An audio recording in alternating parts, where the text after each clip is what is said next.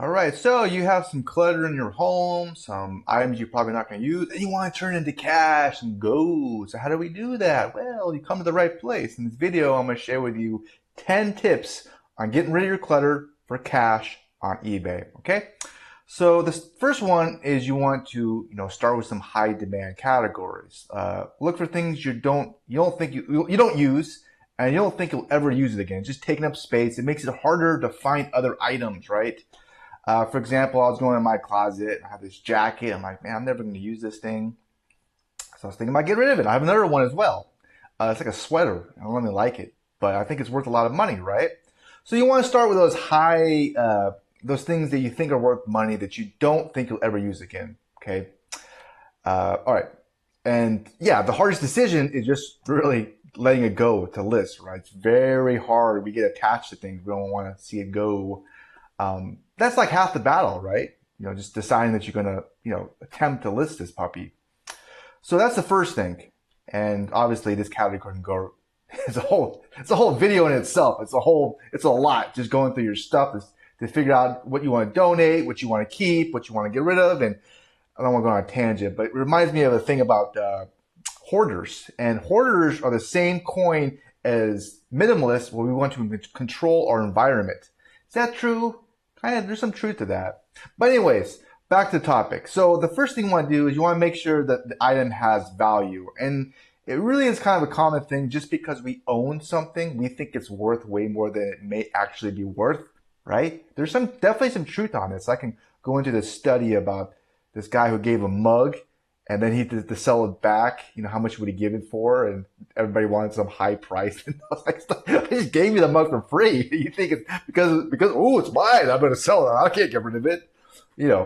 Basically, I'm going on these tangents. But now, how to do that is you want to go to eBay and you want to search for your item. So mine was the Pelly Studio leather jacket, small men's. And then right to the right, you'll see a button that says Advanced, right? I have it on the screen. I could probably make it bigger, but you hit the Advanced button and that'll turn up this advanced search, and you go down and there's a little box that says sold items. You click on that and then you search for it and it'll bring up all that items, what it was sold for and what price. So those prices that were sold for, that's an idea of how much it's worth. Okay. That gives you a nice ballpark. So for example, the item I was thinking about selling, my jacket, it's sold between $20 to $40. So that's how much I can get. I can't get like $100, right? If it's sold before for $20, hey, I can get like 20, $30 for it, right? Depending on the damage, depending on our factors, right? So it's a really cool trick. And it's a cool trick too, because if you go into like a secondhand store or a garage sale and you're like, that item, I think it's worth a lot more than that person's selling it for, you could do a search and be like, it's sold for like $50. It's going for $5. Boom, buy it, resell it. You could do that, right? That's an idea. All right. So number 2 is you want to clean out the item and take great pictures, right? My jacket had some mold on it, so I researched how I clean this puppy, right? A little bit of vinegar, a little water, sprayed it off. Make sure there's no dust, no wrinkles, making sure it looks good. And then you want to take some pictures. So I went out to use natural sunlights better. I went to my, outside. Lots of lighting. A plain background, no clutter is good. Multiple shots from different angles, right? Up close. Any damage, want to be honest. Take pictures of it. Avoid blur. Make sure your items in center by focusing on it. And as well as you can even include some lifestyle shots, like someone using the image. And you don't have to show someone's face if you don't want to. So number 3 is you want to write some compelling titles, and you want to be as descriptive as possible. The most important stuff you want in the beginning. You want to use the full 80 character limit to include as many important terms as possible. And oh yeah, I can't forget AI, right? Gemini, chat, they're amazing for titles and stuff. It can brainstorm all kinds of ideas, and you can pick one, boom, stick it in there. Makes it super simple. All right. Next up is descriptions. And the key with the descriptions is you want to be as honest as you can. Any damage, you want to point it out. Just be as helpful as possible, right? And a great tip I got from Reddit is describe the item like you don't have pictures and take pictures like you don't have a description, that's pretty good. So, just treat others like you want to be treated, and, be as helpful as possible. Then comes the price. And, for common items, buy it now is great. If it's kind of rare, you could do an auction or something. But for most things, just do it buy it now. And comparable sales are like a great benchmark on how to price it, right? Because you already did that. You saw how much it sold for, so you got a range. And you could price it at the low end of that range too, to kind of build up your confidence and get some positive reviews and get some action. But it's your call, especially if you're brand new, you can do that. And, I'm going to go into shipping a little bit. Oh yeah, and eBay has a pricing suggestion as well, and you can kind of use that as a gauge. That can kind of give you an idea on how much you should price it. Now you could use free shipping, and you could price the shipping into the product. Now, free shipping really is an advanced feature because if you get this wrong, you can end up losing money. And the shipping cost can really depend on so many different factors. So not knowing what you're doing, making the shipping free, it might be a big mistake. So when you first start off, maybe don't have free shipping. That way, if something happens and you include free shipping, you also have to refund that. I hope that makes sense. If something goes wrong and they pay for the shipping, then you don't have to pay for it. All right. So when it comes to shipping, there's 3 different shipping types. There's free shipping, calculated, and fixed. As I mentioned, eBay, the algorithm loves free shipping. People love free shipping, right? Thanks to Amazon, those ones, they get more traction, okay? If someone's between 2 products and one has free shipping, they're going to go with the free shipping. Probably, maybe. So it's an advanced feature. And for beginners, calculate might be the best choice because you can eliminate the mistake factor. So as long as you have the packaging dimensioned and the weight correct, I mean, the downfall is you have to know the dimensions and the weights.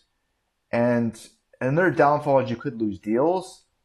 So if you're doing lots of volume, you may want to switch it to, another shipping method. But if you're just starting out and you're brand new, just do fixed, That way you protect yourself. All right. Now, fixed shipping is also good when you know exactly how much it's going to cost to ship something and you have some experience. This is another advanced feature because if you get this wrong, you could lose money too.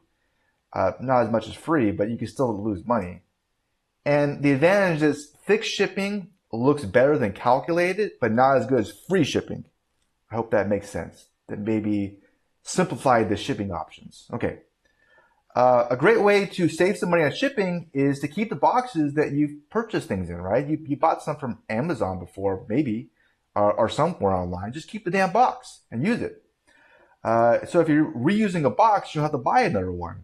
You want to cover any previous labels, cross out any previous addresses with black marker, pack the item nicely as possible, surround it with some bubble wrap, some packing peanuts, foam, paper, so there's no room for things to move around. If you're tempted to use old newspaper, because I thought about this, it's not the best idea because the ink could run off on the things. Another thing is, of course, you want to ship it as quickly as possible. Even better, let the person know that you shipped it, Which leads me to another tip is the communication is important. If you list an item, it's good to answer questions as quickly as possible. Even better, check eBay, the website, to ensure you have no questions. Make sure you have no items, that you need to ship. Like, duh. Don't check eBay a week later. Oh shit, I was supposed to ship that like 2 weeks ago. Oh, so you want to make sure you're on that. Normally, I'm not a fan of notifications, right, on your phone, but it might be a good idea to have eBay app and get notifications of messages and stuff. And when you sold something, so because it's money, right? I don't mind notifications if I'm getting paid. Like, hey, I got paid. That's a cool notification. Not like, hey, you have a Facebook friend request. Who cares about that, right? So anyways, so the next tip is to relist it. So if the item has not sold, just relist it. And the cool thing about eBay is there's 250 free zero insertion fees. So It costs no money to list the puppy. Only if you sell it, you get like eBay gets a little small cut. So you have nothing to risk by trying, and you already did the work on creating the listing and the photo. So it's just all you do is hit a button, boop, and there's a little option called good till canceled listing too. You can do so then that way it's easy. So the $1 million question is, when do you stop listing it and when do you drop the price? And there's no right or wrong answer. I mean, some people believe that if you have the time and it's free, then just keep the puppy up for as long as you want. And eventually it's going to sell. If as long as you do the pricing right, it's not too crazy. Another idea too is you can slowly, gently lower the price a little tiny bit. You know, I'm not a big fan of that, but you can. It depends on your situation. If you need the money super quickly, you can do that, but then you're going to lose money, right? You can also donate it too. If it doesn't sell, just donate that thing, but you get zero money for doing that. So it's your call. All right. Oh, next up is you want to avoid scams when listing items, and this is important. A lot of people in the world are good. Most people are good. They're helpful, but some people are assholes and scammers, and those people, you got to stay away from them. So the main advice is to go with your gut instinct. If something tells you something's off, I think you should trust that. I really do. And I've seen a lot of videos of people, and this one dude like lived in a van. He was like, yeah, if you need to go camp someplace and something's off, you should just move. I'm like, that's pretty good advice. And all this other crazy stuff. But it's really good. And yeah, so listen to your inner voice. And I'll give you a couple ideas too. Generally, you can tell when something's not right. For example, if a buyer wants you to pay outside of eBay, that's a little weird.